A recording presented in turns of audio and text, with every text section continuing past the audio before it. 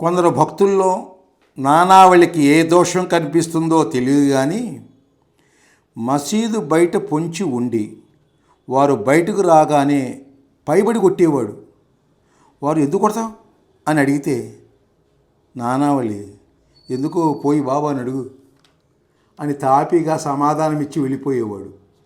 ఆ భక్తులు బాబా దగ్గరికి వెళ్ళి జరిగిన విషయం చెప్పి నానావళిపై ఫిర్యాదు చేస్తే బాబా అలా చేశాడా, అతనితో కొంచెం జాగ్రత్తగా ఉండండి అని ఓదార్పుగా అనేవారే కానీ నానావళిని ఏమాత్రం మందలించేవారు కాదు.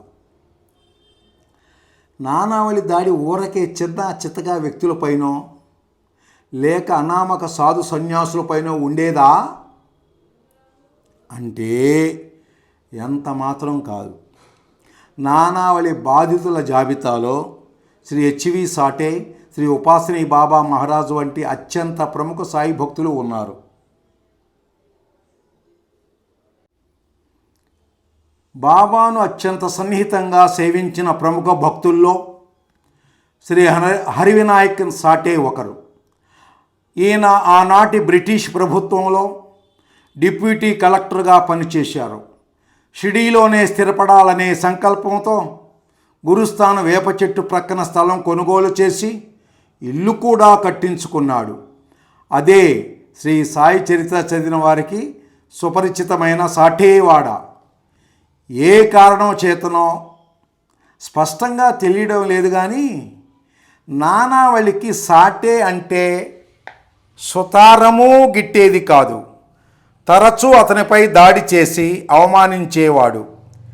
సాటే ఇక భరించలేక ఒకసారి ఇక మీదట షిరిడీలో నేను కానీ నానావళి కానీ ఒక్కరే ఉండాలి అని పంతంతో శపథం కూడా చేశాడు. ఆ తరువాత ఏం జరిగిందో శ్రీ సాటే మాటల్లోనే చూద్దాం. శ్రీ సాటే బాబాతో తనకు గల అనుభవాలను గూర్చి చెబుతూ ఇలా అన్నారు. బాబా సర్వరాజ లాంఛనాలతో మసీదు నుండి చావడికి బయలుదేరేటప్పుడు నేను బాబా దర్బారు యొక్క రాజచహనాన్ని అంటే ధ్వజాన్ని పట్టుకొని బాబా ముందు నడిచేవాడిని. అంతటి విశిష్టమైన సేవ నాకు లభించిందని చాలామందికి నాపై అసూయగా ఉండేది. వాళ్ళు షిరిడీ గ్రామస్తులు కూడబలుక్కొని నానావళిని నాపై ఉసిగొల్పి నన్ను తరిమెయ్యాలని కుట్ర పన్నారు. ఒకసారి చావడి ఉత్సవంలో నేను బాబా దర్బారు లాంఛన ధ్వజాన్ని పట్టుకొని బాబా ముందు నడుస్తున్నాను. ఇంతలో హఠాత్తుగా నానావళి నా మీద పడి ఒక గాజు పెంకుతో నా మెడ వెనుక గాయపరిచాడు. ఆత్మరక్షణార్థం నేను అతన్ని రోడ్డు ప్రక్కనే పడి ఉన్న ఒక కట్టెల మోపుపై త్రోసి కదలకుండా అదిమి పెట్టాను. అది చూచి బాబా సాహెబ్ సాహెబ్ అట్లా చేయొద్దు, జాగ్రత్త అని కేక వేశారు. తరువాత షిరిడీలో గాలి నాకు ప్రతికూలంగా ఉందని గ్రహించి చాలా జాగ్రత్తగా మెలగడం మొదలెట్టాను. ఒకరోజు బాబాకు నైవేద్యం తీసుకొని మసీదుకు బయలుదేరబోతున్నాను. ఇంతలో మా మామగారు అంటే దాదా కేల్కర్ పరుగున వచ్చి నన్ను మసీదుకు వెళ్ళవద్దని, అక్కడ మసీదు ద్వారం బయట నానావళి నన్ను చంపడానికి ఒక గొడ్డలి చేత పట్టుకొని నిలబడి ఉన్నాడని చెప్పాడు.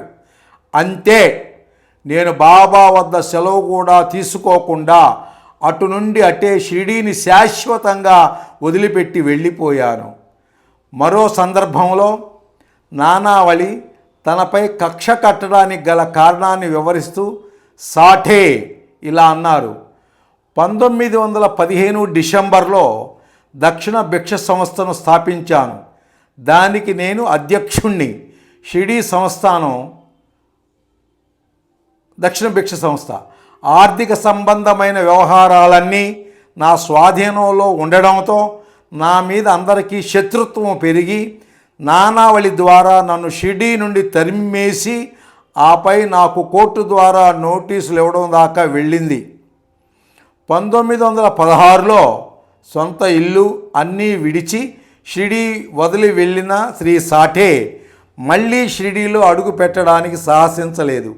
డిప్యూటీ కలెక్టర్ హోదాలో పనిచేస్తూ అధికారం, హంగు, డబ్బు, దస్కం కలిగిన శ్రీ సాటే వంటి ఉన్నత ప్రభుత్వాధికారే అలా నానావళిని, అతనికి షిరిడీ గ్రామంలో ఉండే పలుకుబడిని, బలాన్ని చూచి భయపడ్డాడంటే ఇక సామాన్యుల సంగతి చెప్పాలా? ఇక ఉపాసనీ బాబా మహారాజ్ విషయానికి వస్తే ఆయన నానావళి వల్ల పడిన బాధలు అంత ఇంత అని చెప్పనలవి కాదు. శ్రీ ఉపాసని షిరిడీకి వచ్చిన కొత్తలో నానావళి పెద్దగా ఉపాసని అంటే పట్టించుకోలేదు. కానీ కొంతకాలం గడిచి శ్రీ ఉపాసని వద్దకు భక్తులు భక్తురాళ్ళు రావడం, పాద పూజ చేయడం మొదలైన తరువాత నానావళి దృష్టి ఉపాసని మీదకు మళ్ళింది. ఇక శ్రీ ఉపాసనీని హింసించి వేధించడమే తన నిత్య కృత్యమైనట్లు ప్రవర్తించేవాడు. ఏ సమయంలో పడితే ఆ సమయంలో ఖండోబా ఆలయం తలుపులు తట్టి శ్రీ ఉపాసని నిద్రపోతున్న లేపి ఎడాపెడా కొట్టేవాడు. అక్కడెవరైనా భక్తులు శ్రీ ఉపాసని దర్శనం కోసం వచ్చి ఉంటే వారిని తరిమి కొట్టేవాడు. పెంట పేడ తెచ్చి ఉపాసని ప్రక్కన వేసి ఆ అశుద్ధాన్ని ఉపాసని ఒంటి మీద వేసి పులిమేవాడు. శ్రీ సాయి ఇతర భక్తులందరూ చూస్తుండగానే శ్రీ ఉపాసని దుస్తులు ఊడదీసి నగ్నంగా నిలబెట్టాడు. ఒక్కోసారి నానావళి బలవంతంగా ఉపాసని చేత మోకాళ్ళు చచ్చుబడి కీళ్ళు వాచేదాకా గుంజులు తీయించేవాడు.